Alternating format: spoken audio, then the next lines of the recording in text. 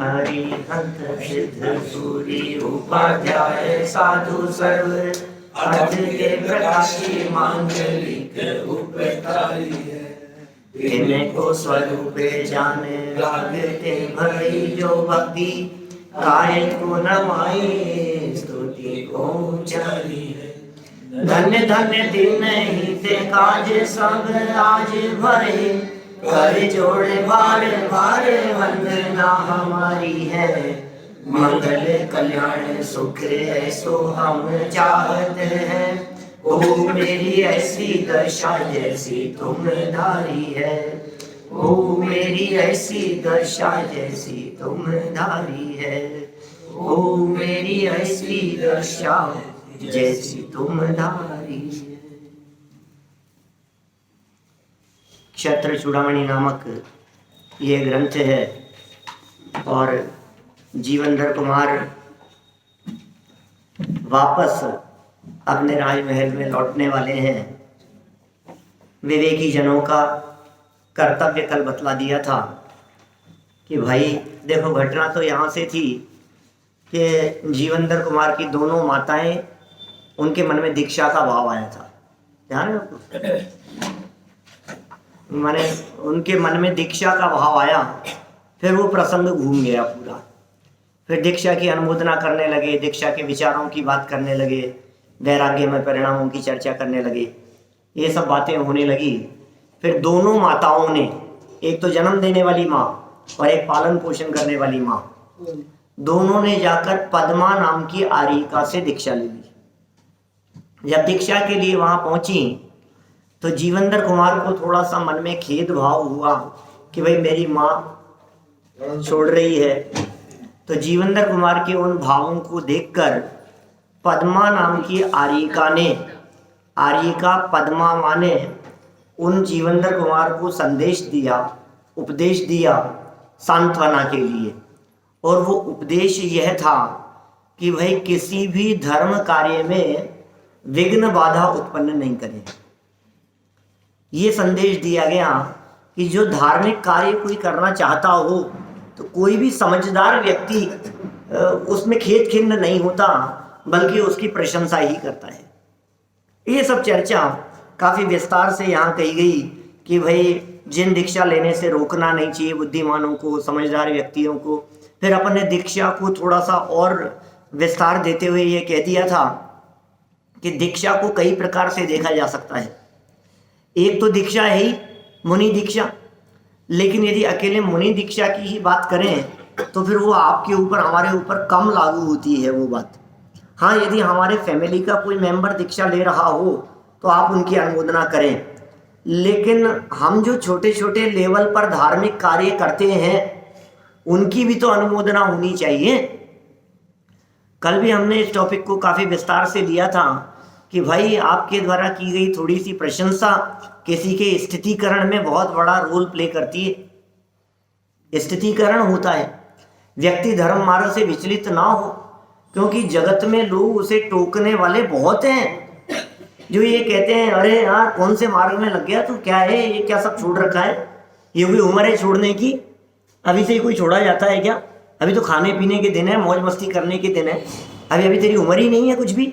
ऐसे कहने वाले लोग दुनिया में बहुत मिलेंगे। तो बेचारे लोग धर्म मार्ग से विचलित होते हुए दिखते हैं, थोड़ा सा घबराहट होती है मन में कि मैं कहीं गलत रास्ते पर तो नहीं चल गया, निरुत्साहित हो जाता है। मास्टर साहब ऐसे समय में आपने इतना सा कह दिया, नहीं नहीं बेटा बहुत अच्छा काम किया है तूने, इनके बहकावे में मत आना, तूने रात्रि भोजन छोड़ा है तो बहुत अच्छा काम किया है, तू मंदिर प्रवचन सुनने के लिए आता है तो बहुत अच्छा काम किया है। हमने उन्हें सांत्वना दी, हमने उसे हिम्मत दिलाई, बोले यह कार्य ज्ञानियों के द्वारा किया जाना चाहिए, उत्साह बढ़ाना चाहिए। इसके बाद कल एक और श्लोक हमने पढ़ा था, जिस देखो दीक्षा लेने के परिणाम तो बहुत ही अच्छे हैं, है ना, इसलिए अनुमोदना करना पाप नहीं है, संयम की अनुमोदना है। अब वो दीक्षा लेने वाले हर व्यक्ति के परिणाम बहुत उज्जवल होते हैं। इसलिए अपने जो कुंदकुंदाचार्य देव हैं ये ऐसी बात कहते हैं कि यदि तू धर्म मार्ग से विचलित हो रहा हो, मान ले, तो तू अपने दीक्षा लेते समय के परिणामों को याद करना। वो अनुमोदना उनकी है। अभी जैसे श्वेतांबर वाले दीक्षा लेते हैं, इतना छोड़ते हैं, वैसा करते हैं, तो वो तो अनुमोदना की गलती है। वो तो मुनि मार्ग ही नहीं है ना। वो मुनि मार्ग नहीं, पर परिणाम मुनि मार्ग नहीं है। वो मुनि मार्ग नहीं है। परिणाम की हाँ, वो मुनि मार्ग नहीं है। लेकिन आप इतनी बात जरूर सोच सकते हो कि भाई ये संसार से मुक्त होना चाहिए। संसार से मुक्त होने की भावना अच्छी है, भले ही ये दशा अच्छी नहीं है, ये जिस दिशा में बढ़ रहे हैं ये मार्ग अच्छा नहीं है। मुझे कही इस तरह की बात। मार्ग की भावना खराब नहीं है।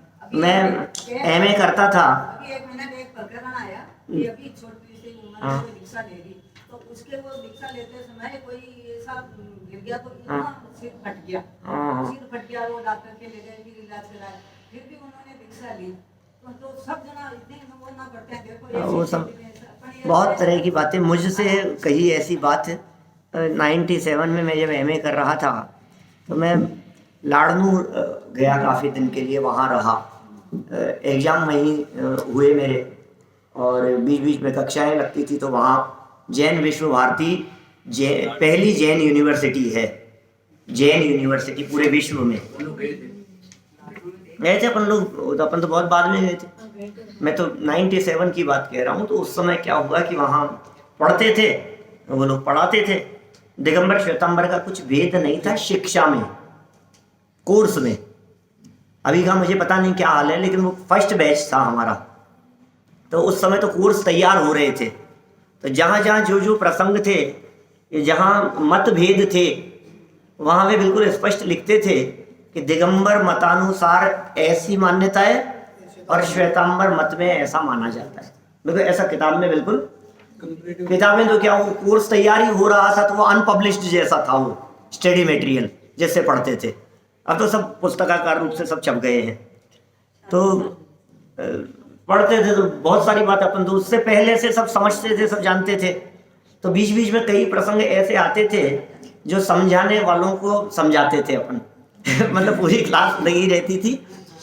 और बहुत सारे प्रसंग ऐसे, कई ऐसे उठ पर अपने टोडरमल जी के तर्क थे। उससे पहले मोक्ष मार्ग प्रकाशक पढ़ाता था, यहाँ प्रवचन होते थे यहाँ पे। हाँ, उससे पहले से यहाँ प्रवचन कर रहा था मोक्ष मार्ग प्रकाशक पे।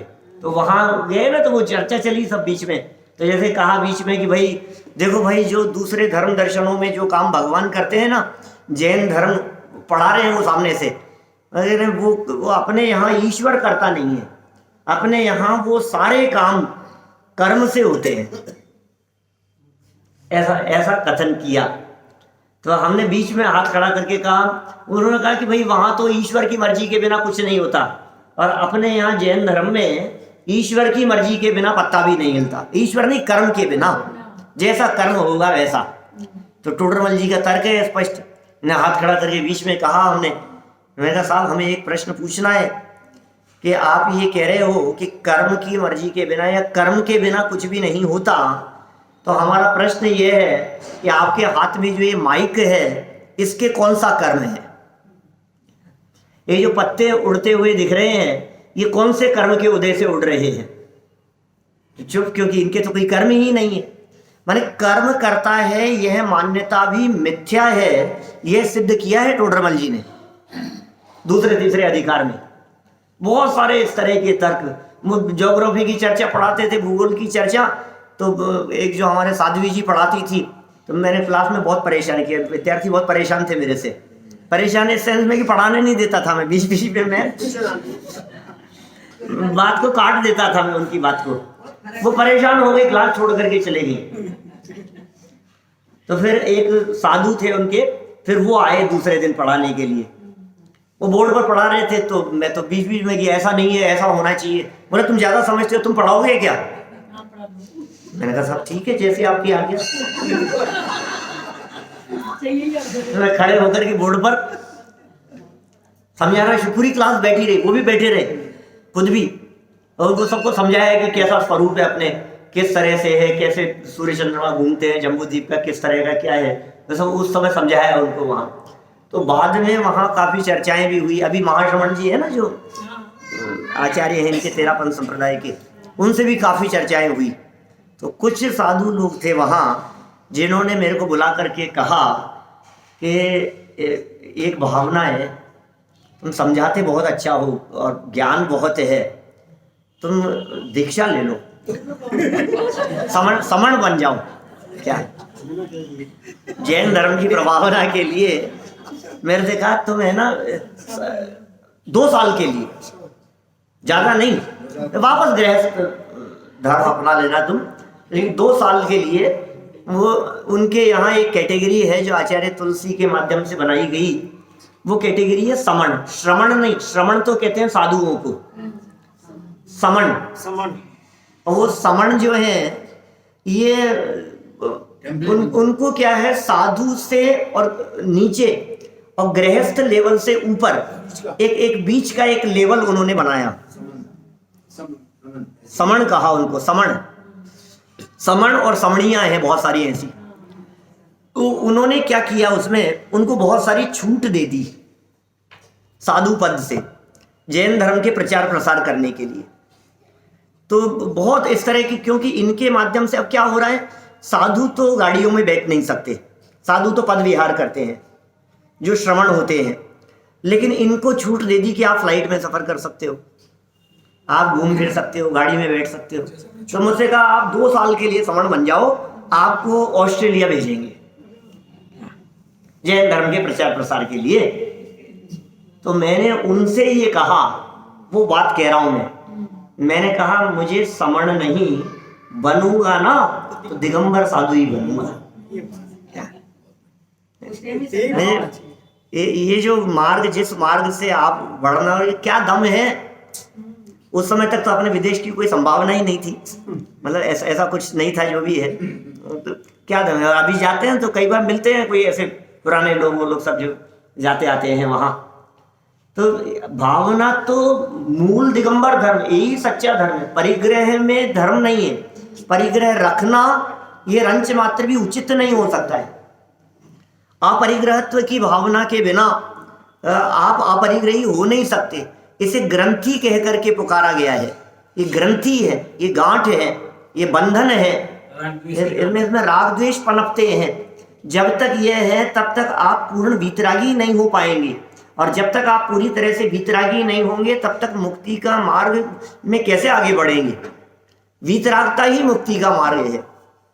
यहाँ तो अनुमोदना की चर्चा चल रही थी।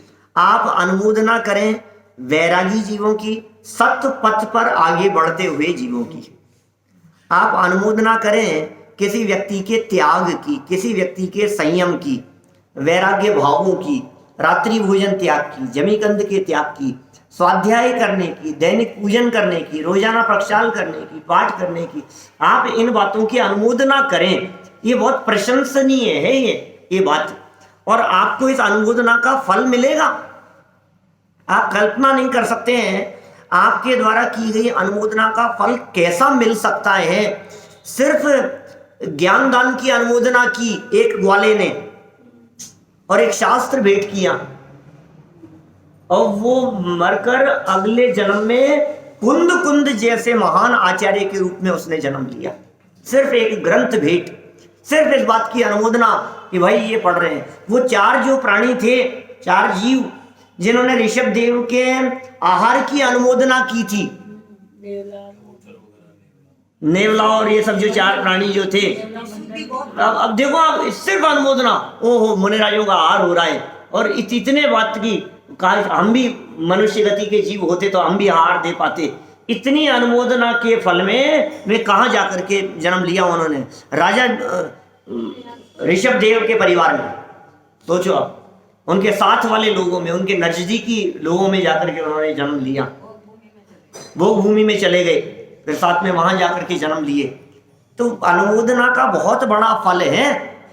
हाँ, बहुत बड़ा फल तो कहा हमने, इसका अर्थ बहुत बड़ा फल कहा है, माने बहुत बड़ा पाप भी समझना। दोनों तरफा लगेगी भैया ये बात। आपने यदि अच्छे कार्य की अनुमोदना की, धर्म धर्मायतनों की अनुमोदना की, तो आप कल्पना नहीं कर सकते कैसा उत्तम फल आपको प्राप्त होगा।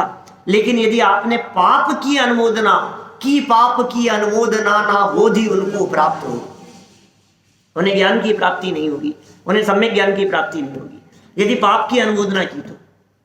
इसलिए पाप की नहीं, पाप भाव की नहीं, पाप परिणामों की नहीं, पाप क्रियाओं की नहीं, पाप में लीन दिखने वाले जगत में जो दिखाई देते हैं लोग, उनकी किसी रूप से अनुभव, अब ठीक है कोई बात नहीं, ऐसा नहीं चलेगा भाई साहब, ऐसा ढीला पोला काम नहीं चलेगा। बिल्कुल स्पष्ट शब्दों में गलत काम है तो गलत की तो निंदा और आलोचना होनी ही चाहिए, होनी चाहिए निंदा और आलोचना।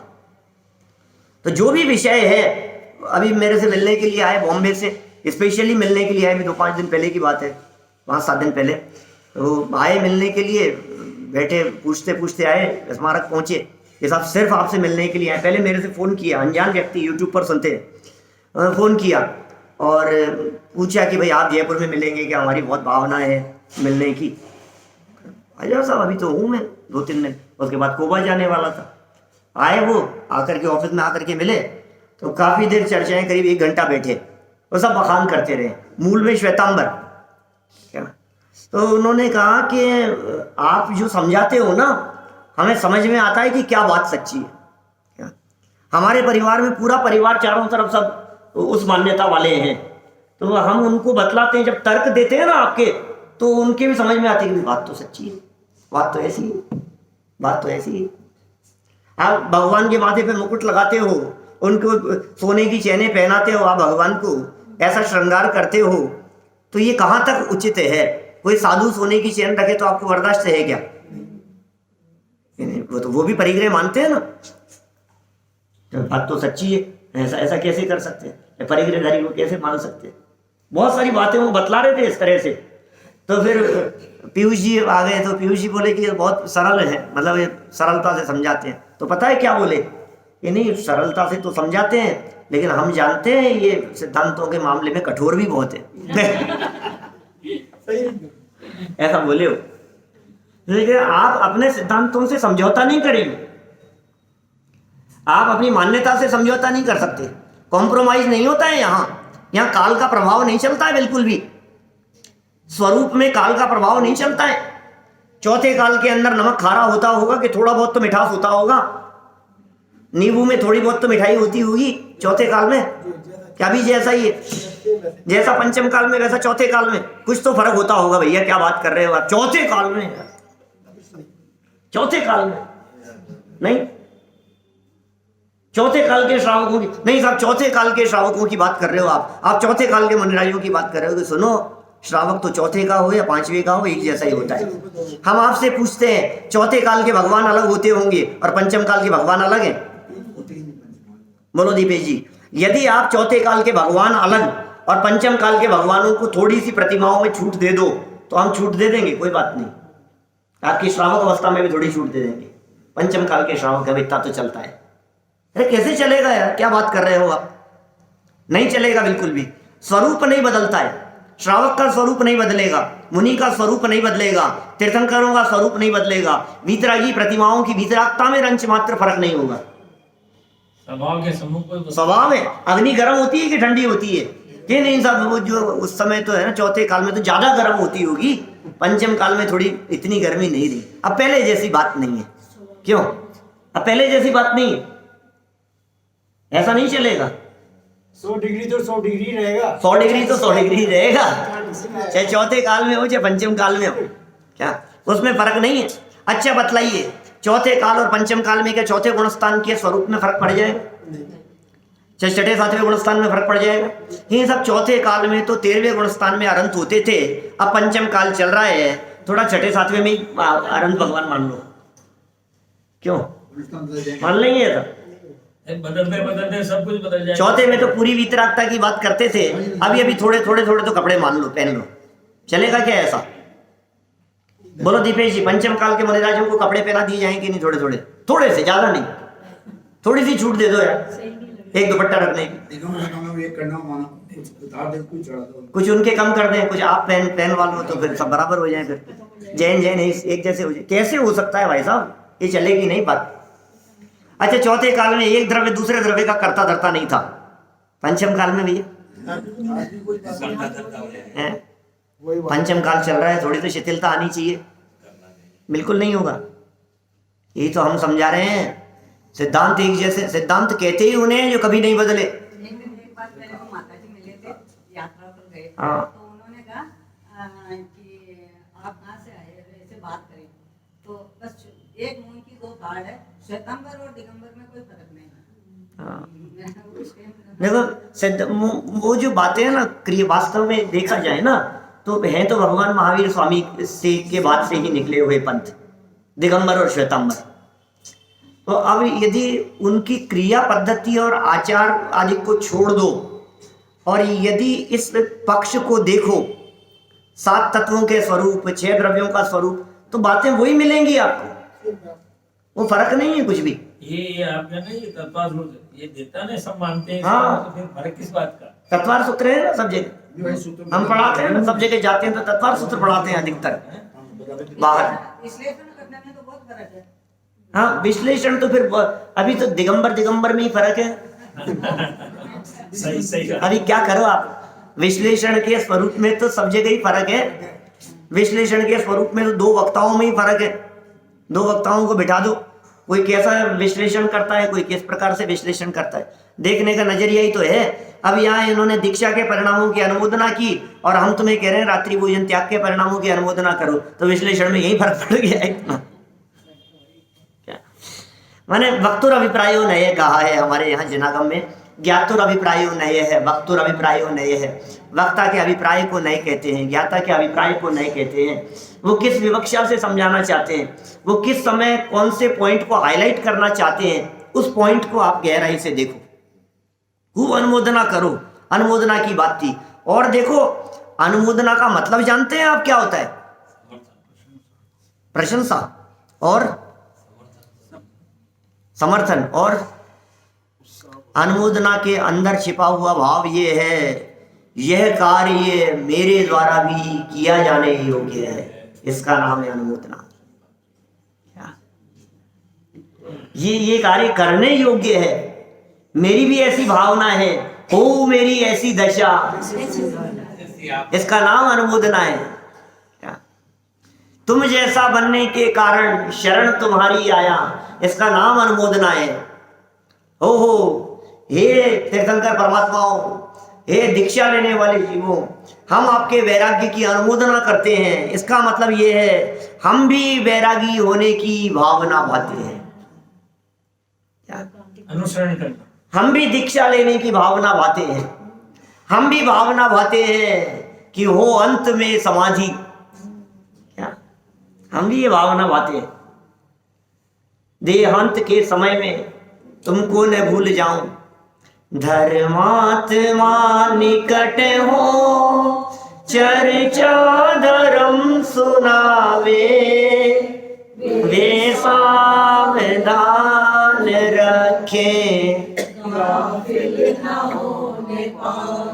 फिर अंत की लाइनें, रत्नत्रय का हो पालन, हो अंत में समाधि। बोलो है कि नहीं ये भावना? रत्नत्रय का पालन हो, अंत में समाधि हो, अंत में वैराग्य हो, अंत में संयम हो। कल काफी अभी तो आज तो हम बढ़े ही नहीं, क्या तो घड़ी तो बढ़ती रहती है। ये चर्चा की हमने कल आपके बीच में, दूसरे शब्दों में, शब्द दूसरे थे, लेकिन ये बात कही यहां क्योंकि जिन दीक्षा लेना विवेकी जनों का कर्तव्य बताया गया। 515 नंबर पेज कल पढ़ लिया था हमने। हर विवेकी व्यक्ति, हर बुद्धिमान व्यक्ति, हर समझदार व्यक्ति, उसे ये चाहिए कि अंत समय में समाधि की भावना रखे, अंत समय में दीक्षा की भावना रखे। ये जीवन, ये मनुष्य जीवन, ये भोगों में खोने के लिए नहीं है। ये मनुष्य जीवन ये बर्बाद करने के लिए नहीं है। ये मनुष्य जीवन यदि आपने बर्बाद कर दिया तो मानो रत्न को जला करके भस्म प्राप्त करने का काम कर रहे हो। ये उदाहरण दिया है सेकेंड लाइन में, 18 नंबर का श्लोक 11वें लंब का। इसमें क्या बात कह दी इन्होंने कि तुम रत्नों को इसलिए जला रहे हो कि मुझे भस्म चाहिए बर्तन मांजने के लिए, राख चाहिए। राख से मछते जमाना ही बदल गया। राख ही नहीं मिलती। राख ही नहीं मिलती है, राख ही नहीं मिलती है। हम बचपन में लाते थे राख, राख का पीपा हलवाई के यहाँ से भर के लेकर के आते थे घर में बर्तन साफ करने के लिए, और राख से बर्तन साफ होते थे। पहले हलवाई की भट्टियों में लकड़ियाँ जलती थी। हाँ, लकड़ियाँ जलती थी, कोयले राख होते थे। अब वो भी सब सिलेंडर काम में लेते हैं सारे हलवाई भी। चलिए, तो ये यहाँ क्या समझना कि तुम्हें राख चाहिए बर्तन साफ करने के लिए, तो क्या करें कि कुछ नहीं मिल रहा है, तो रत्न पड़े हैं, एक काम करो जो है उसे डाल दो राख बनाने के लिए। ऐसी मूर्खता अंगीकार करना ये किसी भी समझदार बुद्धिमान पंडितों को योग्य नहीं देता। क्या ये पंडितों के लिए योग्य नहीं है? और हमने कहा दीपेश जी, पंडित आप भी हैं क्या? मास्टर साहब कल थे क्या आप? कल सुन लिया था आपने, तो आप भी पंडित हैं। जो इस मार्ग पर चल रहा, पंडित जो नहीं होता वो मूर्ख। अब या तो तुम अपने आप को पंडित स्वीकार करो या मूर्ख स्वीकार करो, देख लो आप। दोनों के बीच का लेवल नहीं है भाई। दोनों के बीच का कोई लेवल नहीं होता। या तो व्यक्ति है समझदार और या व्यक्ति है नासमझ, दो ही बात है। जो समझदार है उसे पंडित कहते हैं, उसे बुद्धिमान कहते हैं। जो ना समझ है उसे मूर्ख कहते हैं। जो व्यक्ति धर्म मार्ग पर आगे बढ़ रहा है इसका मतलब वो समझदार है। जिसे अपने जीवन का कोई ठिकाना नहीं दिखता है और जीवन के बारे में विचार न करे जो व्यक्ति और विषय भोगों की तरफ दौड़ता रहे, वो ना समझ है, माने वो मूर्ख है। तो हम सब समझदार हैं इसलिए हमने ये मार्ग अपनाया। हम सब समझदार हैं इसलिए यहाँ आ जाते हैं जिन मंदिर में पूजन करने के लिए, प्रवचन सुनने के लिए, स्वाध्याय करने के लिए। हम समझदार हैं, हम बुद्धिमान हैं, इसलिए हमने रात्रि भोजन छोड़ा, हमने जमीगंध छोड़ा, हमने बाजार का छोड़ा, हमने अनर्गल प्रवृत्तियां करना छोड़ा। ये सब छोड़ना ये पात्रता है सम्यक दर्शन प्राप्त करने की। ये पात्रता है, ये भूमि है। इस भूमि में जन्म होता है सम्यक दर्शन का। इस भूमि के बिना सम्यक्त्व का अवतरण नहीं होगा। सम्यक दर्शन की प्राप्ति के लिए पात्रता चाहिए। तो सम्यक्त्व सन्मुख मिथ्या दृष्टि जीवों को भी सम्यक दृष्टियों जैसा उपचार से पंडित कह दिया जाता है। इसलिए यहाँ कहा, जिस मनुष्य का विचार दिगंबर मुनि होने का नहीं है, मनुष्य का विचार, और जिस स्त्री का विचार आर्य का दीक्षा लेने का नहीं है, वह श्रावक या श्राविका भी नहीं है। लो, इतने कठोर शब्दों में ये बात कह दी। आप श्रावक कहलाने के योग्य नहीं हो यदि आपकी भावना मुनि दीक्षा लेने की नहीं है तो। और नहीं साहब क्या बात कर रहे हो आप, कहाँ दीक्षा, अभी तो घर गृहस्थी, अभी तो परिवार वाले हैं, अभी तो बाल बच्चे हैं, अभी बच्चों की शादियाँ करनी है, अभी तो ये करना है वो करना है, दुनिया भर के। अरे भाई, वो अंत में समाधि, ये तो भावना हो। ये मनुष्य जीवन यूं ही न चला जाए बिना वैराग्य के, बिना संयम के, बिना दीक्षा के, ऐसे ही नहीं चला जाए भोगों में। क्योंकि राजपाट से जो व्यक्ति मरता है उसको नरक नक्की है, सीधा नरक है। राजेश्वरी थे, भोगेश्वरी कह दो उसको, राजेश्वरी की जगह भोगेश्वरी थे, नरकेश्वरी। भोगों में मरा, भोग सहित मरा, नरक में गया। और भोग और इन सब बातों का त्याग जिसने किया, संयम अंगीकार किया, उसको रास्ता खुला है ऊपर ऊर्ध्वलोक की तरफ का। तो देखिए, जीवनधर कुमार ने ये सारी बातें सुनी भाई, और सारी बातें सुनी। वे अपने आप को श्रावक समझते हैं। वे राजमहल की तरफ लौटने लगे। राजा जीवनधर कुमार का राजमहल में लौटना, 516 नंबर पेज, श्लोक नंबर 19। यहां से आगे बढ़ना है अपने को, बढ़ी ले में। इति प्रबोधितो नत्वा प्रस्वित्रिं सकाशतः प्रश्रेण गतो राजा प्रावीक्षन् मंदिरम। इस प्रकार समझाते हुए राजा जीवनधर कुमार ने नमस्कार करके, समझाए हुए, बोलते नहीं हो आप लोग, ऐसा ही जैसा बोलता हूँ वैसे ही पढ़ लेते हो क्या? समझाए हुए, समझाते हुए नहीं। इस प्रकार समझाए हुए राजा जीवनधर कुमार ने नमस्कार करके माता के समीप से विनय पूर्वक लौटकर राजमहल में प्रवेश किया। अब देखो, आप वहां से माता को नमस्कार किया। माता को, अभी माता की जगह लगा लो माता जी को, क्या? अब आरिका हो गई ना। अभी दोनों माँ, रानी विजया और सुनंदा, सुनंदा और विजया, ये दोनों जो आज तक माता थी वे माता जी हो गई। जो आज तक सिर्फ हमारी माता थी, अब वे सारे जगत के जीवों के लिए माता जी हो गई, आर्यिका हो गई।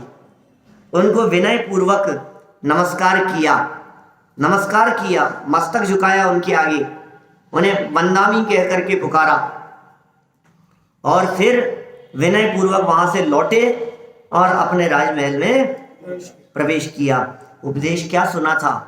वही श्रावक है जिसके मुनि बनने की भावना होती है। अब ये उपदेश सुनाए। अब इनके दिलो दिमाग में बातें गूंज रही। वही श्रावक है। सच्चा श्रावक कौन? मुनि बनने की मेरी भावना नहीं है। क्या मैं श्रावक कहलाने के योग्य भी नहीं? क्या मैं पात्र नहीं? अरे कब तक इन विषय भोगों में उलझे रहेंगे? कब तक फंसे रहेंगे यहाँ? अब तो मन का रास्ता अपनाएंगे, अब तो छोड़ेंगे सब कुछ। इनमें सार नहीं है, सुख कहीं और है, ये भावना उनके मन में चलने लगी। देखिए सरल अर्थ में, उपयुक्त प्रकार से जिन दीक्षा की उपादेयता का उपदेश आर्यिका पद्मा से सुनकर राजा जीवंदर कुमार अपनी माताओं को नमस्कार करके एवं उनसे विनय पूर्वक विदा लेकर अपने राजमहल में वापस लौट आए। क्या करें? उपदेश तो ले लिया, उपदेश तो सुन लिया। जिन दीक्षा की उपादेयता का उपदेश सुना, दीक्षा की उपादेयता, दीक्षा उपयोगी है, दीक्षा लेने योग्य है, दीक्षा ली जानी चाहिए। ये उपादेयता और उपयोगिता के उपदेश को सुना, ठीक है ना। फिर क्या कह रहे हैं? दिगंबर मुनि महाराज का निवास तो नगर से दूर वन में ही रहता है। क्या?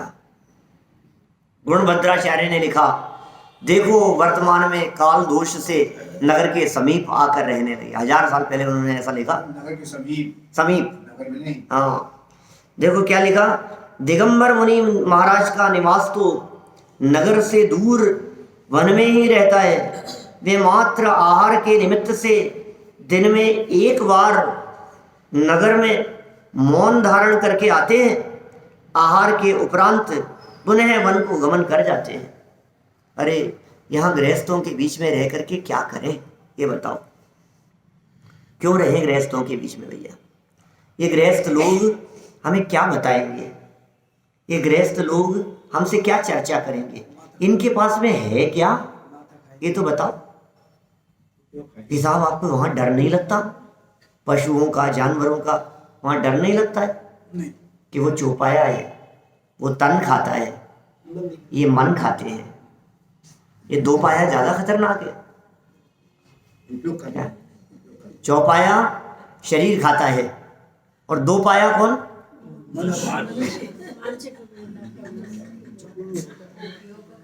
हम आप लोग। क्या ये दो पाया है? दो पैर वाला चौपाए हैं। गाय, भैंस, कुत्ता, बिल्ली, शेर, चीते आदि जो भी पशु है वो सब चौपाए हैं। वे ज्यादा से ज्यादा नुकसान पहुंचाएंगे तो तन को, लेकिन तो भी मन तो अपने साथ है। ये दो पाया व्यक्ति क्या करेगा? महाराज कोई तकलीफ तो नहीं है? महाराज कोई उपाय बता दो। महाराज तकलीफ बहुत है, कोई मंत्र बता दो। ये यही करते हैं सब। क्या करते हैं बोलो? शाम को जाकर के क्या करें? महाराज बस आपकी पीछी लग जाए तो उद्धार हो जाए। बस महाराज एक बार थोड़ा सा, महाराज इसको भी समझा दो थोड़ा सा। उलझाए रखेंगे भाई साहब, बोलो उलझाए रखेंगे। इसलिए इनसे जितनी दूरी बनाओ उतना अच्छा है। श्रावकों को चाहिए कि वो मुनिराजों का सानिध्य लेवे और मुनिराजों को चाहिए वो श्रावकों से दूर रहे। दो बात कह दी मैंने। आपको उन जैसा बनने की भावना है, आप देखो, चर्या को देखो, उनके समीप रहो, उनसे ज्ञान आदि का लाभ प्राप्त करो, और लेकिन उनके लेवल पर ये चाहिए कि भाई साहब ये दूर रहो इनसे। निश्चय व्यवहार के संबंध में इस तरह की बात कैसे? निश्चय ने व्यवहार का निषेध करता है और व्यवहार ने निश्चय का प्रतिपादन करता है, ऐसा ही स्वरूप है। व्यवहार ने निश्चय का प्रतिपादन करता रहता है। अब निश्चय उसको भला जान ले वे, अरे ये मेरा प्रशंसक है, इसका निषेध कैसे करूं, तो वो निश्चय नहीं, और दृढ़ता से निषेध करे, पूरी दृढ़ता से नहीं। देखो क्या कह रहे हैं, या आहार मात्र के लिए आते हैं, खड़े खड़े आते हैं, मौन धारण करके आते हैं, गृहस्थों से ज्यादा बोलना नहीं चाहते हैं, बैठने की फुर्सत नहीं है, गृहस्थों का स्थान, गृहस्थों का घर कोई बैठने की जगह नहीं है मुनियों के लिए। ये भी कोई स्थान है बैठने के लिए? नहीं रहेंगे यहाँ। चलो, आर्यिकाओं का निवास भी नगर से न अति दूर और न अधिक समीप, नगर के बाहर ही सुरक्षित स्थान पर रहता है आर्यिकाएं भी। राजा जीवंदर कुमार ऐसे ही स्थान पर अपनी माताओं के साथ आर्यिका के निवास स्थान पर गए थे। माताओं की दीक्षा के पश्चात वे उनसे विदा लेकर राजमहल को लौटे। बराबर। चलो एक और श्लोक ले लेते हैं अपन, आगे वाला। ज्ञानियों का विकार भाव क्षण स्थायी। ओह, ये बड़ा गजब का स्वरूप है। ज्ञानियों का विकार भाव क्षण स्थायी होता है। विकार माने काम लेना, क्रोध लेना, अभिमान लेना, घमंड लेना, मायाचारी लेना, क्रोध, छल, सब विकार ही हैं। ये सब राग, द्वेष, ये सब वृत्तियां, ये सब विकार हैं। और सब के बारे में क्या कह रहे हैं? क्षण स्थायी, क्षणिक है ज्ञानियों का। ज्ञानियों का गुस्सा भी गुस्सा जैसा नहीं है, उनकी नाराजगी भी नाराजगी जैसी नहीं है, क्षण स्थायी है। हम नहीं कह रहे, ये कह रहे हैं यहाँ पर नीतिकार कह रहे हैं। नीति का श्लोक है, नैचिराद्धि पदम दत्ते कृतिनां हृदि विक्रिया यदि रत्ने मालिन्यम नहि तत्कृच्छ्रोधनम। ओह, क्या कह रहे हैं, कितना सुंदर, ऐसे कितने सुंदर सुंदर उदाहरण देते हैं, कितनी सुंदर सुंदर नीतियां बतलाते हैं। आप लोगों को पसंद आ रहा है कि क्षत्र चूड़ामणि ग्रंथ? कितना सुंदर ग्रंथ है, कितनी सुंदर जीवन जीने की कला बतला दी है। हमारी गृहस्थी कैसी होनी चाहिए, हमारा जीवन कैसा होना चाहिए, हमारी लाइफ स्टाइल कैसी होनी चाहिए, हमारी सोच कैसी होनी चाहिए, हमारे सोचने का नजरिया किस प्रकार का होना चाहिए, ये कितने सुंदर ढंग से बातें बतलाते हैं। जिस प्रकार रत्न में भी यदि मलिनता हो तो उसका साफ होना कुछ कठिन नहीं है। समझ में आई क्या बात? रत्न का मैला हो जाता है तो बहुत जल्दी साफ। रत्न जो है उस पे मैल आया, अरे कहाँ घिसने की बात कर रहे हो, रत्न की बात कर रहे हैं, खान से निकले हुए की बात नहीं कर रहे अभी। तो घिसना पड़ेगा। अभी इतना घिसने की बात नहीं कर रहे, अभी तो हल्का सा कपड़ा लगाओ तो चमकता है, उसकी बात कर रहे हैं। घिसने में तो बहुत पुरुषार्थ लगेगा। रत्न पड़ा हुआ है, आपके पास में है कुछ रत्न? नहीं है, पता लगेगा। इधर पूछूं क्या? आपको क्या पता? क्या बात कर रहे हो? ये तो पहनते हैं रत्न। क्या आपने लाला करके हाँ कह दो, हाँ इनमें क्या दम है, सबसे से है। अरे नहीं सब कांच के। तो लोग ऐसे ही कहते हैं भाई साहब, संपन्न लोग इस तरह की बात कहा करते हैं, अरे साहब हमारे कहाँ, हम तो एक छोटी सी झोपड़ी में रहते हैं, हमारे पास तो कुछ नहीं है। ऐसी बात है। सुनो, कोई भी रत्न हो किसी भी तरह का, चाहे वो डायमंड हो, चाहे वो रूबी हो, चाहे वो एमरल्ड हो, चाहे कोई भी हो, वो बहुत लंबे समय से किसी स्थान पर पड़ा हुआ हो तो धूल लगने लगती है, धूल लगने लगती है उसके ऊपर। तो अब उसकी धूल को साफ करने के लिए क्या वापस घिसाई करनी पड़ेगी? बहुत मेहनत, बहुत पुरुषार्थ, परिश्रम करना पड़ेगा?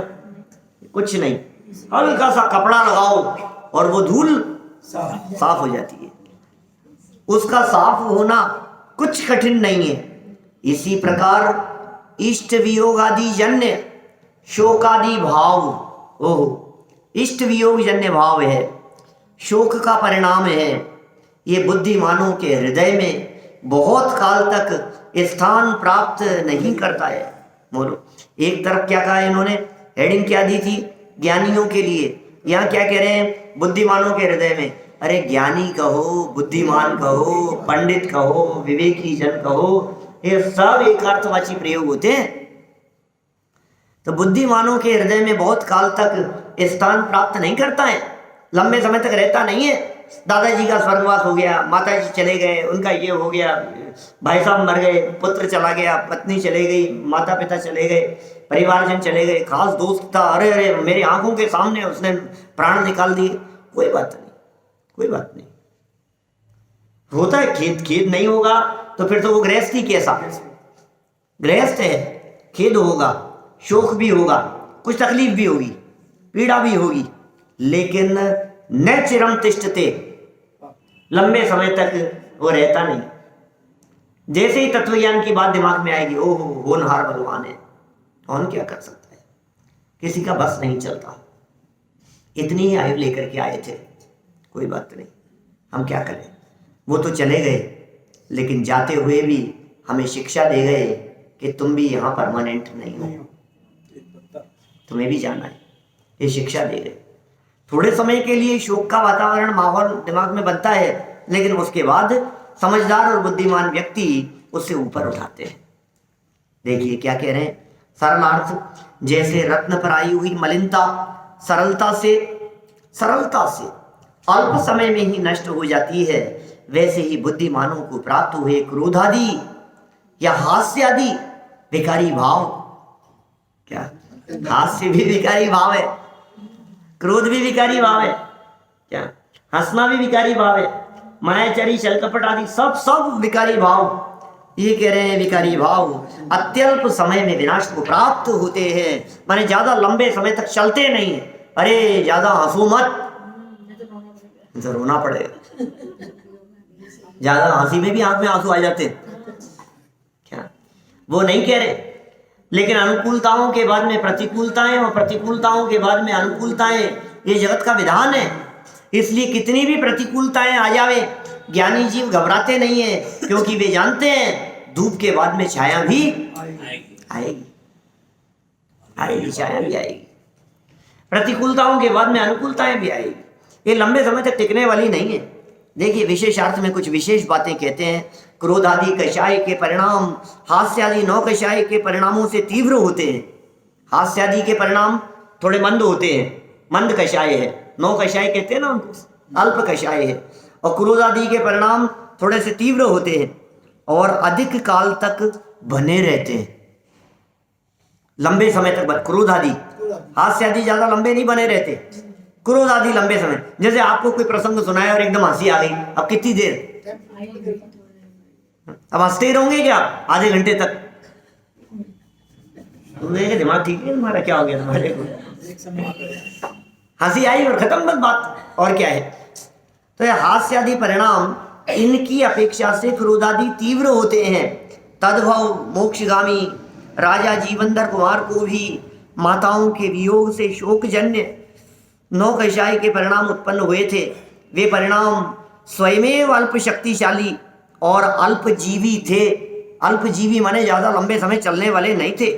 राजा जीवनधर कुमार ने माताओं के वियोगजन्य दुखद परिणाम अल्पकाल में ही नष्ट हो गए और वे सहज रूप से राजकाज में संलग्न हो गए। शोक के परिणाम चले गए मन में से। इसलिए देखो, आप प्रयत्न करें बुद्धिमान होने का, आप प्रयत्न करें ज्ञानी बनने का, आप प्रयत्न करें अपने जीवन को इस रूप में बदलने का कि मेरा कषाय भाव चले नहीं, मेरा कषाय भाव लंबा नहीं हो, मेरा कषाय भाव जल्दी से जल्दी, जितना जल्दी, ये तो आग है ना, जब तक रखी रहेगी तब तक जलाती रहेगी, नहीं, इस आग को बुझाना पड़ेगा। ये क्रोधाग्नि ये ज्यादा लंबे समय तक नहीं चलेगी। ये नाराज होने का परिणाम ये लंबे समय तक नहीं चलेगा। ये विकार का भाव ये लंबे समय तक नहीं चलेगा। ये गुस्से का परिणाम ये लंबे समय तक नहीं चलेगा। ये मायाचारी का परिणाम जो मेरे मन में आ गया है, नहीं, ये मायाचारी मेरे लिए शोभा नहीं देती है।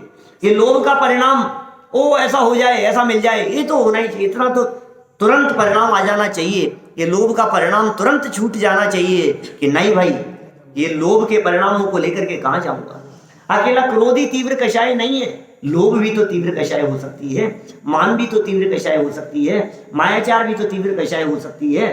कोई भी हो लंबा नहीं खींचे, लंबाईमान नहीं, चारों ही कसाय अनंत बिल्कुल चारों ही अनंत, लेकिन तो भी उसमें मन संबंधता और तीव्रता के भेद पड़ेंगे।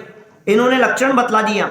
ज्ञानियों का विकार भाव क्षण स्थायी, ज्ञानियों का विकार भाव लंबे समय तक चलता नहीं है। अब जितना जितना लंबा होता चला जाए उतना उतना अपने अज्ञानता की सीमा समझ लेना, और जितना जितना मंद होने की प्रैक्टिस होती जाए आपकी लाइफ में सेल्फ, उतना उतना समझ लेना कि हम सही दिशा में चल रहे हैं। जितना जितना तीव्रता तो होनी नहीं चाहिए। हम जिस भवन में बैठे हैं, हम जिस मंदिर में यहाँ बैठे हुए हैं, जिस हॉल में, हम लोगों का जीवन कैसा होना चाहिए। हमारी कक्षाएं खिंचनी नहीं चाहिए, हमारी कक्षाएं मंद होनी चाहिए। ये दिशा है हमारी, ये मार्ग है, ये रास्ता है। क्योंकि ज्ञानी और समझदार व्यक्ति, ज्ञानी माने समझदार, ये लगा लो, समझदार लगाओ यहाँ है। ज्ञानी मतलब सम्यक दृष्टि नहीं लगाना, ज्ञानी मतलब यहाँ भेद विज्ञानी नहीं लगाना। वेद विज्ञानी तो है ही, उसकी तो क्षण स्थायी होती है, लेकिन वेद विज्ञान करने की भावना रखने वाले जीव भी कषायों को पालते नहीं है। क्या वो क्षण स्थायी होते हैं। घर में सांप आ जाए तो कितनी देर के लिए रखना है? घर में सांप आ जाए तो कितनी देर के लिए? थोड़ी देर तो रहने दो, अब आया है बेचारा, न मालूम कहां से आया है। ये मायाचार सर्प जैसा है। क्या ये मायाचार सर्प जैसा है। घर में चोर लुटेरे आ जाएं तो उनको कितनी देर बिठाना? अरे साहब पता नहीं कहां से थके आ रहे आए हो, बहुत मेहनत करते हो, थोड़ा चाय पानी तो पी के जाओ। ये लोभ के परिणाम ये लुटेरे हैं। क्या घर में दुश्मन आ जावे आपको जान से मार देने के लिए तो कितनी देर उनको बिठाए रखना? ये क्रोध का परिणाम तुम्हारा दुश्मन है, ये लोभ के परिणाम लुटेरे हैं, ये मायाचारी के परिणाम सर्प की तरह हैं। ये जहर यदि किसी वस्तु में मिल जावे तो उस जहरीली वस्तु को, जिसमें जहर डल गया है, जहर गिर गया है, उसे घर में कितनी देर तक रखना? ये मान के परिणाम ये मीठा जहर है। समझ में आ रही है बात? चारों के लिए चार उदाहरण दे दिए मैंने। ये इन बातों को यदि आप रखना पसंद न करते हो तो ज्ञानियों और समझदार लोगों को अपने क्रोध मान माया लोभ के परिणामों को भी न चिरम तिष्ठते न चिराद्धि पदम, न नहीं लंबे समय तक वे तिष्ठते नहीं हैं, वे स्थिर नहीं होते हैं, लंबे समय तक वे रखने योग्य दिखाई नहीं देते हैं। इसलिए जीवेंद्र कुमार का भी एक शोक का जो थोड़ा सा परिणाम था, यह परिणाम क्षण मात्र में ही चला गया। अब सुख से लंबा समय बीतने लगा, लेकिन उसके बीतने में देर नहीं लगती। सुंदर चर्चा है, कल करेंगे इस सुंदर चर्चा को आगे।